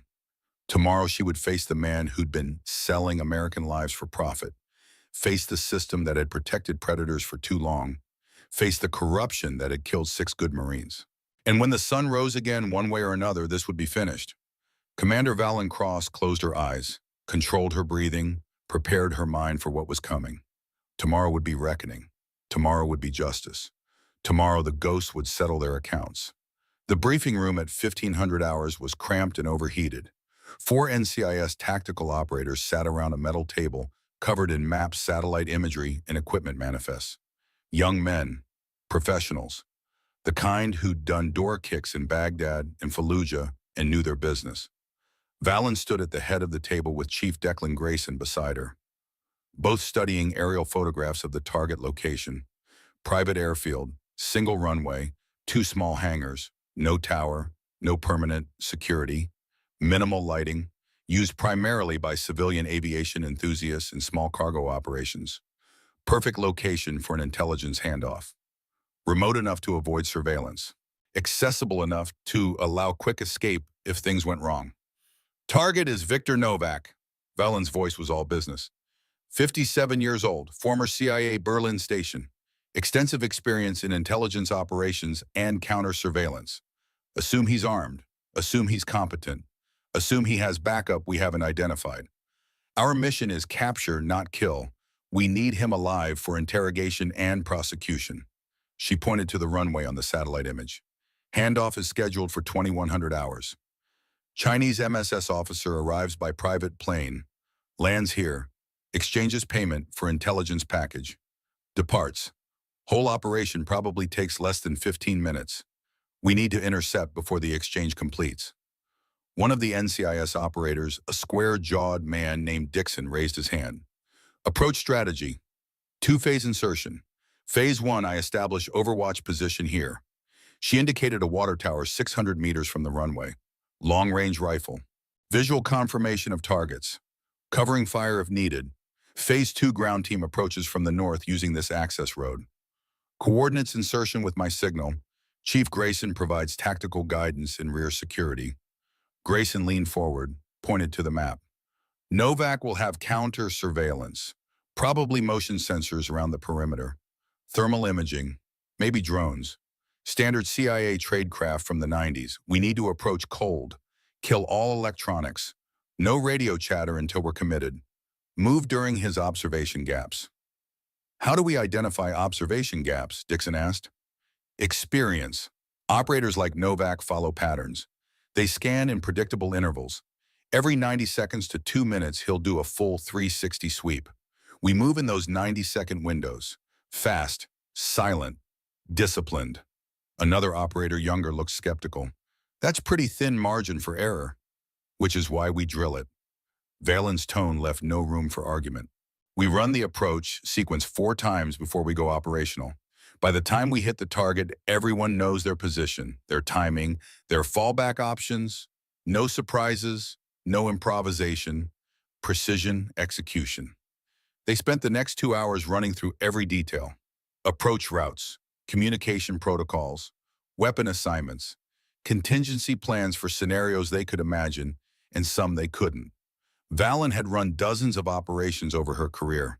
Afghanistan, Syria, Yemen, high-value targets in hostile territory. But this one felt different, more personal, more final. This wasn't some foreign combatant in a war zone. This was an American traitor on American soil, the man who'd sold Thomas Hayes's life, who'd betrayed everything the uniform was supposed to represent. At 1700 hours, they geared up. Valen checked her weapons with the methodical precision of ritual. HK-416 carbine, suppressed, loaded with subsonic ammunition for quiet operation. M110 sniper rifle, 308 caliber. Match-grade ammunition capable of precision shots out to 800 meters. Sig Sauer P226 sidearm. Chief Grayson's vintage 1911 as backup. 3 fragmentation grenades. Combat knife, night vision goggles, radio headset, ballistic vest. Grayson stood beside her loading his own weapons. He'd chosen an older loadout, the 1911 pistol he'd carried through 3 wars, Remington 870 shotgun, Cold War-era web gear that looked ancient but was meticulously maintained. You nervous? He asked quietly. Always. Valen chambered around in the HK-416. Anyone who says they're not nervous before an operation is either lying or stupid. Good. Nervous keeps you sharp. Overconfident gets you killed. They loaded into 2 vehicles, Valen and Grayson in the lead with Dixon. The other 3 operators in the follow vehicle. Civilian cars, nothing to distinguish them from regular traffic. But inside each vehicle was enough firepower to fight a small war. They drove south through gathering darkness, the October sun sinking below the horizon in shades of blood, orange, and deep purple. Perfect conditions. No moon, minimal ambient light, the kind of darkness that swallowed movement and made stealth possible. At 2,000 hours, they reached the staging area, abandoned gas station 2 miles from the target airfield. They parked behind the building, killed the engines, waited. Silence settled over the team. Pre-operation tension that every operator knew. The minutes before action, when fear and focus competed for dominance. Valen checked her watch. 15 hours, 45 minutes until scheduled contact. Her phone buzzed. Encrypted message from SOCOM intelligence. Real-time satellite update. She opened it, felt her chest tighten. Chief, we have a problem. Grayson looked at the screen, his expression darkened. Satellite imagery, timestamped 30 minutes ago. A civilian sedan parked 3 miles from the airfield, hidden behind an abandoned warehouse. The license plate was visible. Colonel Warren Ashford's vehicle. Son of a bitch. Grayson's voice was cold. He's running, going to disappear with Novak. Valen pulled up Fort Bragg's exit logs. Ashford had departed base at 1900 hours. Destination listed as medical appointment for his wife. But his wife's appointment wasn't until tomorrow morning. He knew we were coming for him, Valen said. He's going to warn Novak, or join him. Either way, he's at that airfield. Changes the mission, Grayson said. 2 high-value targets instead of 1. Both armed, both desperate. Can you handle him? Valen's question was direct. No room for pride or ego, just tactical assessment. Grayson met her eyes. Warren Ashford was my student 20 years ago. I taught him everything he knows about combat. He's good, but I'm better, and I'm angry. That combination makes me very, very effective. If he's there, he'll fight. I'm counting on it. That man destroyed everything we stand for, betrayed his oath, his Marines, got Thomas Hayes killed. Grayson's jaw tightened. He needs to answer for that, and if he wants to do it with violence, I'll accommodate him. Valen updated the tactical plan, 2 primary targets, Novak and Ashford. Capture both alive if possible, terminate if necessary to protect the team. She looked at Grayson. He nodded, ready. She looked at the 4 NCIS operators. They nodded, ready. Let's go hunting, she said. They moved through darkness like shadows with purpose. Valen took point, leading them cross-country toward the water tower that would be her overwatch position. The night was clear, stars visible overhead, temperature dropping into the low 60s. She reached the water tower at 2040 hours, climbed the access ladder silently, rifle slung across her back, 200 feet of vertical steel. She moved with practiced ease, someone who'd done urban climbing in hostile territory dozens of times. At the top, she had perfect sight lines. The airfield spread below. Runway, hangars, 620 meters, well within effective range. She set up her position, M110 rifle on stable rest, scope dialed in, night vision providing clear visual on the runway. Radio check. Overwatch in position, eyes on target area, runway clear, no contacts. Grayson's voice came back through her earpiece. Ground team advancing, 2 minutes to position. She watched through the scope. The airfield was dark except for a single security light near the larger hangar. No vehicles visible, no movement, but she knew they were there. Novak, Ashford, waiting in the darkness like predators preparing to feed. At 20:55 hours, a vehicle appeared. Black SUV, civilian plates, approaching from the south access road. It parked near the hangar. 2 men got out. Valen's scope found the first man, Victor Novak. She recognized him from the surveillance photos. Average build, forgettable features, moving with careful precision that spoke of decades doing this work. The second man was younger, bigger, moving with military bearing, security contractor, probably ex-special forces.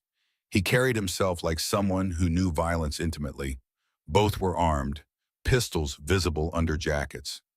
2 contacts, Valen reported. Positive ID on Novak. 1 security asset, both armed. No sign of Ashford yet. At 20:58 hours, another vehicle emerged from the opposite direction. Civilian sedan, no headlights.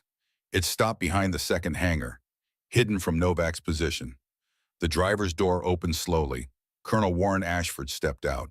He wore civilian clothes, dark jacket, pants, but he moved with military precision, 20 years of service written into every gesture. He was armed, military sidearm, M9 Beretta, standard officer issue. He scanned the perimeter, professional, careful, then moved toward Novak's position, staying in shadows. 3rd contact, Valen's voice was ice. Colonel Ashford on site, armed, moving to Novak's position. He's providing security or planning to run with him. Grayson's response was immediate. He's mine. When this kicks off, I'm taking Ashford. You focus on Novak. Chief, you're 70. I know what I am, and I know what he is. A traitor who destroyed everything I taught him. I'm finishing this. Understood. Valen hesitated, then understood. Your call. At 2100 hours exactly, she heard the aircraft. Small plane, single engine, approaching from the east. It circled once, confirming the airfield, then lined up for landing, touched down smoothly, taxied to a stop near Novak's position. The plane's door opened. A man stepped out. Asian features, mid-40s, wearing a suit that looked expensive even in darkness. Chinese MSS officer. He carried a metal briefcase. Payment. Novak approached with his own briefcase. Intelligence package. The transaction that would compromise dozens of American operators worldwide. Ashford moved from the shadows, positioned himself between the exchange and potential threats. Security overwatch. Professional. Competent. Ground team, you are go. Valen's voice was calm. Repeat, you are go. 3 targets. Novak priority. Ashford secondary. Move now.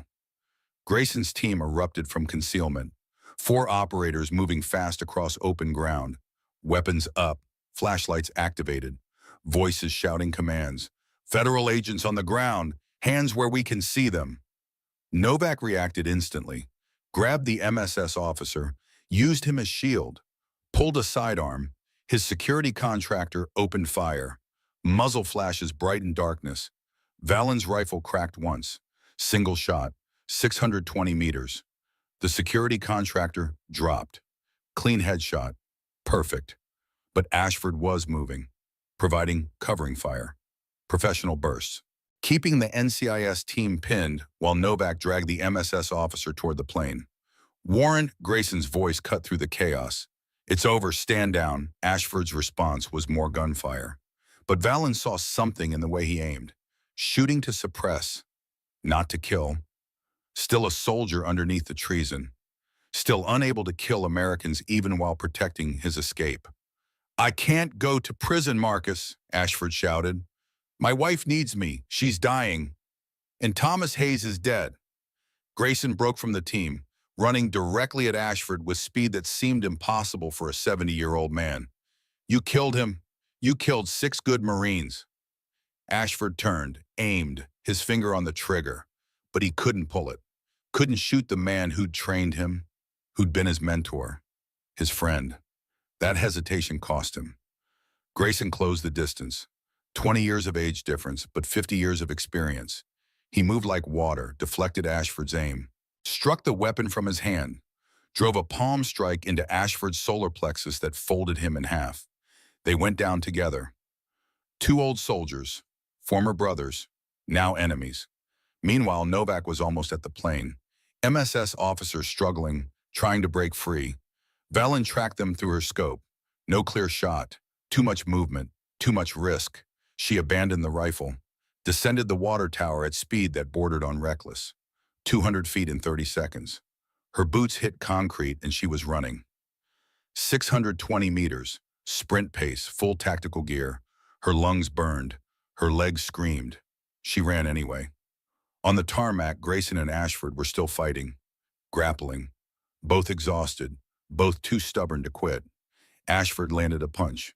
Grayson's head snapped back, but he didn't go down, countered with an elbow strike that opened a cut above Ashford's eye. You were better than this, Warren. Grayson's voice was grief and fury mixed. You were supposed to be better. I had no choice. Ashford's words came between gasps for air. The medical bills were $500,000. The VA wouldn't cover experimental treatment. I was desperate. Desperation doesn't justify treason. Grayson hooked Ashford's leg. Executed a textbook takedown. Mounted him, fist cocked back. You sold your brothers. You sold Marines who trusted you. You sold Thomas Hayes. Ashford's face crumpled, fight draining out of him. I know, God help me, I know what I did. Grayson's fist trembled. 40 years of discipline warring with 40 years of anger. Then he lowered his hand. You don't deserve a quick end. You deserve to live with what you've done. Every single day in Leavenworth, thinking about the men you killed. He secured Ashford with flex cuffs, sat back, breathing hard. 70 years old and he'd just taken down a man 30 years younger. Valen reached the plane as Novak climbed the stairs. MSS officer ahead of him. Gun to the man's back, using him as continuous shield. Federal agent. Valen's voice rang out. Release the hostage. You're surrounded. Novak turned, saw her, saw a woman alone. No team backing her. He smiled, cold, calculating. I don't think so, Commander. I'm getting on this plane. And you're going to let me, because if you don't, I kill him. He pressed the gun harder against the MSS officer's spine. And then I kill you. You won't get far. Every base in the country is looking for you. Every agency. You are finished, Victor. I've been finished before. I always come back. He climbed another step. Berlin, 1989. They thought they had me then, but I disappeared. I'll disappear again. Not this time. Valen moved, not toward him, toward the plane's landing gear, trusting her analysis, trusting her instinct. Novak tried to track her, but with the MSS officer between them, his angle was wrong. He had to choose, maintain the shield or get a shot. He chose the shot. Shoved the MSS officer aside, aimed at Valen. She was already diving, rolling, coming up behind the landing gear with her Sig Sauer drawn. Novak fired. 3 rounds, all missed, hitting concrete where she'd been. Valen returned fire. 2 shots, both aimed at legs, non-lethal. They needed him alive. The first shot missed. The second caught his thigh. He went down, weapons skittering across tarmac. She was on him in seconds. Kicked the gun away, planted her knee on his chest, gun to his temple. Move and you die. Novak looked up at her, blood spreading from his leg, recognition in his eyes. You're good, better than I expected. I had an excellent teacher. Marcus Grayson, I should have known. He never stopped hunting me.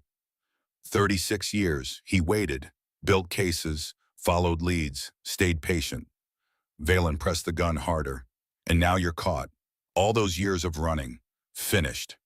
The NCIS team secured both Novak and the MSS officer. Medical was called for Novak's leg wound. Not serious. He'd survived to face trial. Grayson approached, leading a handcuffed Ashford. The colonel's face was battered, defeated. The look of a man whose life had ended but his body hadn't figured it out yet. Got them both, Grayson said. You all right? Valen gestured to the cut on his cheek. Blood from Ashford's punch. Been worse. This one barely counts. They loaded the prisoners into separate vehicles. Novak and Ashford wouldn't ride together, wouldn't communicate, wouldn't coordinate stories. Each would face justice alone. Ashford looked at Valen as they secured him in the vehicle. Commander Cross, I don't expect forgiveness, don't deserve it, but I want you to know. He swallowed. I'm sorry, for 15 years ago, for what we did to you, for hiding behind the system, for everything. Valen's expression didn't change. Your apology means nothing. Words are easy when you're caught. You had 15 years to make things right. You chose treason instead. I know, but I can still help. I have information, complete network, 12 sources across 4 bases. Names, communications, everything. He met her eyes. Thomas Hayes was a good man. His daughter deserves to know her father was avenged. Let me give you that. We'll see. Right now, you're just another traitor headed to Leavenworth. They drove back to Fort Bragg in the darkness before dawn. Mission complete. 2 high-value targets captured. An intelligence package secured. No friendly casualties. In the lead vehicle, Grayson sat quiet, looking out the window at landscape passing, thinking about Berlin, about 36 years of hunting, about finally catching the man who'd betrayed everything. How does it feel?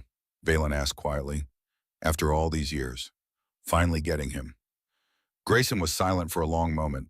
Then, empty. I thought it would feel like justice, like closure. But mostly, it just feels like I'm old and tired, and all the men who died while I was chasing him are still dead. You saved future victims. That counts. Does it? Or did I just take too long? How many died because I didn't catch him in Berlin? How many because I didn't see Ashford's betrayal coming? Valen reached over, placed her hand on his.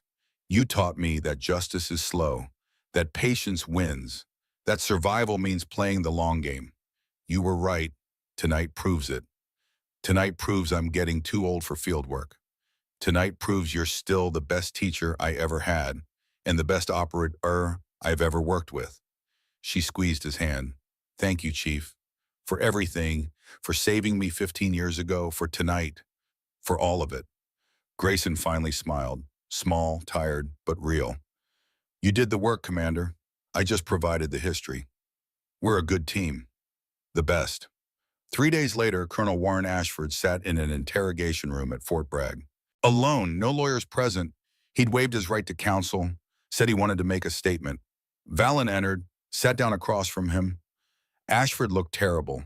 The cuts and bruises from his fight with the Grayson were healing, but something deeper was broken. He'd aged 10 years in 3 days. Commander Cross, his voice was hoarse. Thank you for seeing me. You said you had information, complete network. I'm here to verify that claim. He pulled something from his pocket. USB drive, placed it on the table between them. Everything.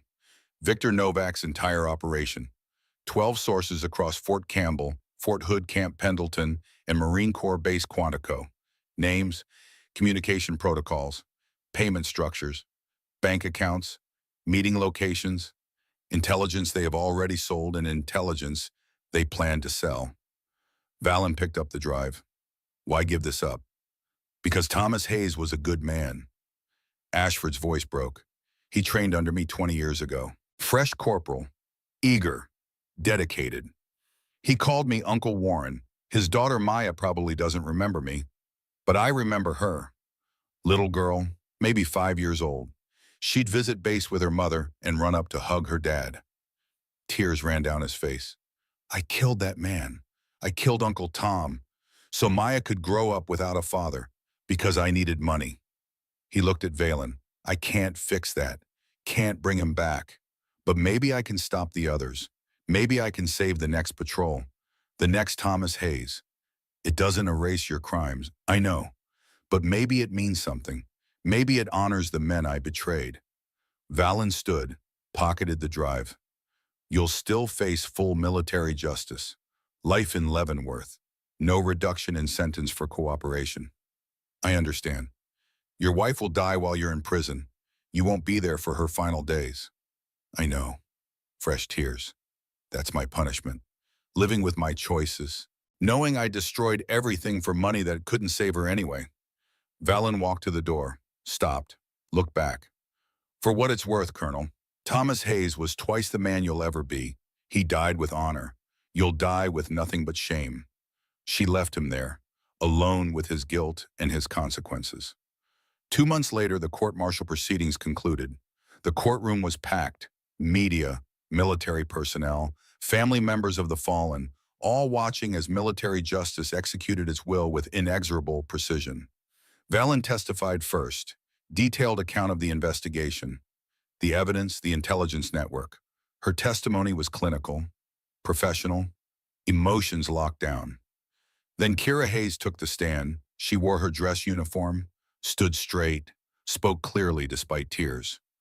My father was Sergeant Thomas Hayes, 20 years in the Corps. He loved his country. He loved the Marines he served with. Her voice was strong. Commander Cross gave me back my father's honor. She proved he didn't die because he was careless. He died because someone he trusted betrayed him. She pulled out her father's dog tags. Commander Cross carried these for 6 months. Over her heart. Because she knew my father deserved justice. Kira looked directly at Brett Ashford, at Garrett Wolfe, at Callum Merrick. You took my father from me, for credit card debt, for gambling debts, for things that don't matter. Then she looked at Colonel Ashford, and you. My father called you Uncle Warren. He trusted you, and you sold him to his enemies. Her voice didn't waver. But you didn't win, because his death exposed you. Forced accountability, made the system work. My father didn't die in vain. He died a hero. You'll die forgotten traitors. The verdicts came within hours. Brett Ashford, Garrett Wolfe, Callum Merrick. Dishonorable discharge, 15 to 25 years federal prison. Colonel Warren Ashford. Life imprisonment without parole. No credit for cooperation. Victor Novak. Death penalty, treason, espionage. 36 years of betrayal ending in federal execution. Justice, slow, patient, complete. 6 months later, Easton National Cemetery. Gray November morning. Cold wind carrying the scent of coming winter. But hundreds attended. Marines in dress uniform. Veterans, families. People who understood the debt owed to those who served. 6 coffins draped in American flags. Empty. Symbolic. The bodies had been buried months ago, but the ceremony was for honor, for recognition, for justice finally delivered. Admiral Briggs presented the medals. 6 Purple Hearts. Posthumous. He spoke about service, sacrifice, the cost of freedom paid by those who wore the uniform. Then Valin stepped forward. She wore dress blues, every ribbon earned through 15 years of service. On her chest near her heart, Thomas Hayes' dog tags, permission granted by his daughter. Sergeant Thomas Hayes, Corporal William Drake, Private Daniel Reeves, Lance Corporal Scott Mitchell, Private First Class James Burke, Staff Sergeant Raymond Lynch. Her voice carried across rows of white stone. These men died believing they were doing their duty. They were right.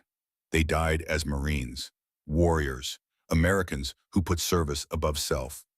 They were betrayed by people they trusted, people who wore the same uniform, people who forgot that the uniform demands honor, demands integrity, demands that we protect those who serve beside us. We can't bring them back, but we honored their memory. We held accountable those who betrayed them. We made their sacrifice mean something. She looked at the gathered crowd. These men rest among heroes. They earn that place, and we who survive owe them a debt we can never repay. But we can try, every day, every mission, every time we put on this uniform and remember what it means. Semper Fidelis, always faithful, not just words, a promise. After the ceremony, Grayson found Valin near Thomas Hayes' symbolic coffin. Hell of a speech, he said quietly. Hell of a mission. They stood together, 2 warriors who'd hunted ghosts and found justice. 36 years, Grayson said. I've been chasing Victor Novak for 36 years. Now he's finally caught, sentenced, waiting for execution. He paused. I thought I'd feel different, vindicated, maybe triumphant, but mostly I just feel old. You earned this, Chief. You never gave up, never stopped hunting. You taught me that patience wins. And you proved it. You did the work, built the case, caught them all. He smiled. I just provided historical context. You did more than that. Valin's voice was soft. You saved me 15 years ago. You taught me to survive, to be strong, to turn trauma into purpose. Everything I am you built. No, you built yourself. I just gave you tools and time. Then thank you for both. Kira Hayes approached. She'd been crying, but her eyes were clear, determined. Commander, Chief Grayson. She nodded to both. Thank you for everything, for giving my father justice, for honoring his memory. She held out something, her father's dog tags, the ones Valin had carried for 6 months. These belong to you now. You carried them. You honored them. You deserve to keep them. Valin hesitated, then took the tags, felt their weight, their meaning. I'll keep them safe, I promise. I know you will. Kira smiled through tears. He'd be proud of what you did, of who you are, of the justice you brought. She reached into her pocket, pulled out a small card, handwritten. I found this in his gear, letter he wrote before that last patrol, in case something happened. She handed it to Valin. I think you should read it. Valin unfolded the card. Thomas Hayes' handwriting. Neat, precise, military discipline even in personal correspondence. If you're reading this, something went wrong. I didn't make it home. But I want Maya to know something. I died doing my duty, protecting my Marines, serving my country. That matters. That means something. Tell her I'm proud of her. Tell her to be strong. Tell her that honor is worth dying for. And tell her that I loved her more than anything in this world. Semper Fi. Dad. Valin's vision blurred. She folded the card carefully, handed it back to Kira. He was a good man, a good Marine, a good father. Because of you, I know he died with honor. That means everything. Kira walked away, back to her fellow Marines, young woman who'd lost her father but gained purpose. Grayson watched her go. She'll be all right. Strong kid. like her father. She'll be better than all right. She'll be a leader. They started walking back toward the parking lot. Two old soldiers, too many battles and too many losses, still standing. What's next for you? Grayson asked. SOCOM wants me to continue. Fort Campbell, Fort Hood, Quantico. Clean them all. Root out the corruption Ashford's USB revealed. Long mission, years probably. 2 or 3 at least. Maybe more depending on what I find. She looked at him. I could use a consultant, someone with experience, someone who understands how these networks operate. I'm 70 years old, retired, earned my rest. I'm not asking you to run operations, just advise. Provide tactical expertise. Help me understand the patterns. She paused. Help me finish what we started. Grayson was quiet for a moment, looking at the rows of white stones, all the warriors who'd given everything. All right, but on one condition. What? You take point, you lead, I'm support only. No arguments, no trying to protect the old man. You're the operator now, I'm just the guy who remembers history. Deal. They shook hands. Partnership renewed, mission continuing. When do we start? Grayson asked. 3 weeks, Fort Campbell. Intelligence suggests a network even larger than Fort Bragg's. More sources, more corruption, going to take time to unravel. Then we better get started.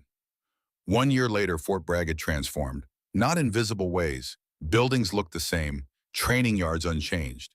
But the culture was different.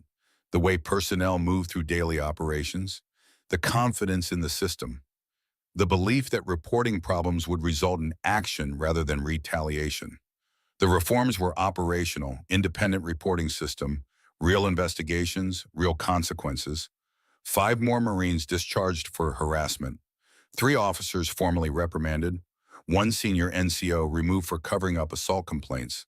The message was clear. The old culture was dead. The new culture demanded accountability. Kira Hayes stood at the front of a classroom, 20 female recruits watching. She was teaching marksmanship, but more than that, she was teaching confidence, self-respect, the belief that they belonged. Proper stance, proper breathing, proper trigger, discipline. She demonstrated each. Marksmanship is about fundamentals, not strength, not aggression, precision, patience, control. After class, a young recruit approached, nervous, uncertain. Instructor Hayes, can I ask something personal? Of course. I've been having problems with one of the training sergeants. He makes comments, touches my shoulder too long, makes me feel uncomfortable. But I don't know if it's worth reporting. Don't want to cause trouble.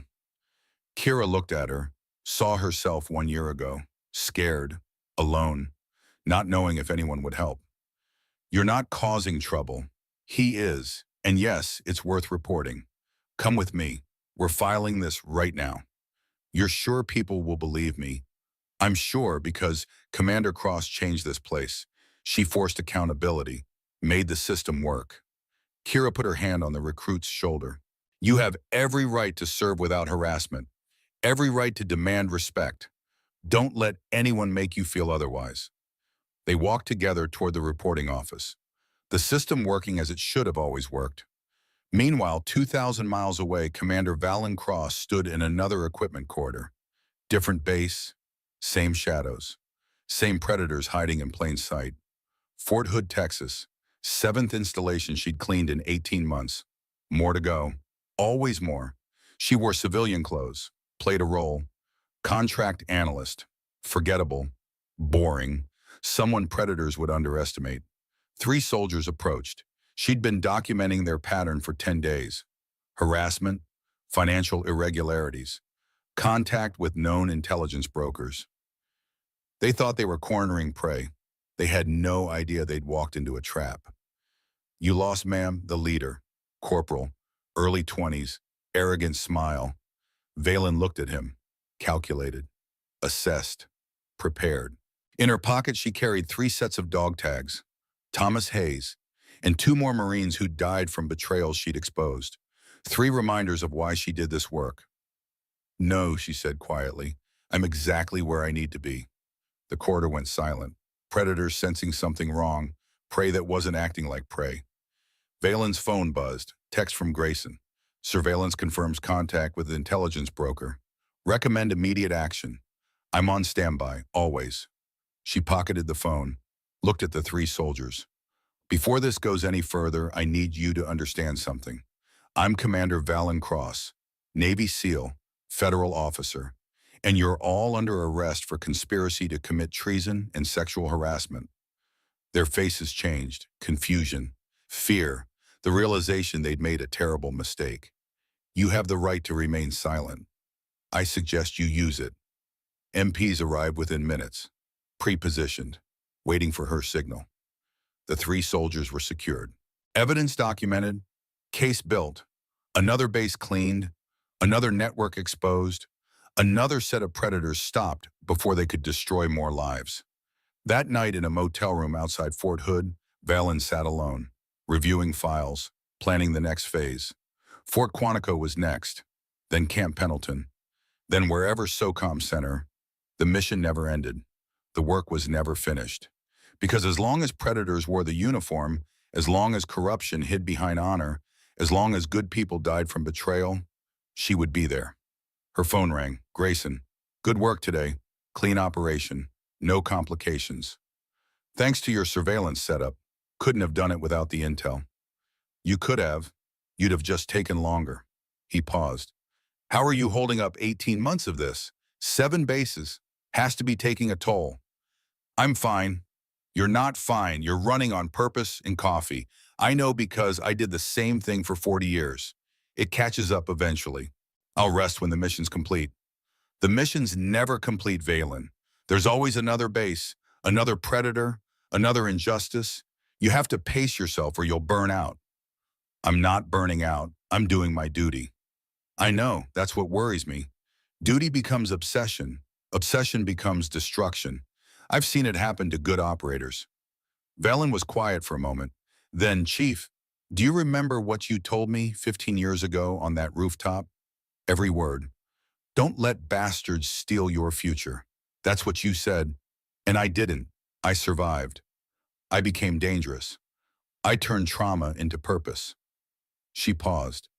This is my future, this work, this mission, hunting predators, protecting people who can't protect themselves. This is who I am now. I know. Just promise me you'll remember there's more to life than hunting. When the hunting's done, I'll remember. Until then, this is enough. They talked for another hour, tactical planning, intelligence review, the comfortable rhythm of two professionals who'd worked together long enough to anticipate each other's thoughts. Finally, Grayson said, get some rest. Fort Quantico briefing is in 3 days. You'll need to be sharp. Always am. I know, that's why you're the best. They hung up.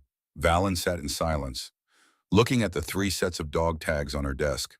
Thomas Hayes, Corporal William Drake, Private Daniel Reeves, 3 men who'd died from betrayal, 3 reminders of why the mission mattered. She picked them up, felt their weight, their meaning. I'm still carrying you, she whispered, still honoring your memory, still making sure no one else dies the way you died. She placed them carefully back on the desk, opened her laptop, started reviewing files for Fort Quantico. The work never stopped. The mission never ended. But that was all right, because Commander Valor Cross wasn't the woman who'd stood on that rooftop 15 years ago. She wasn't the victim who'd been broken and dismissed.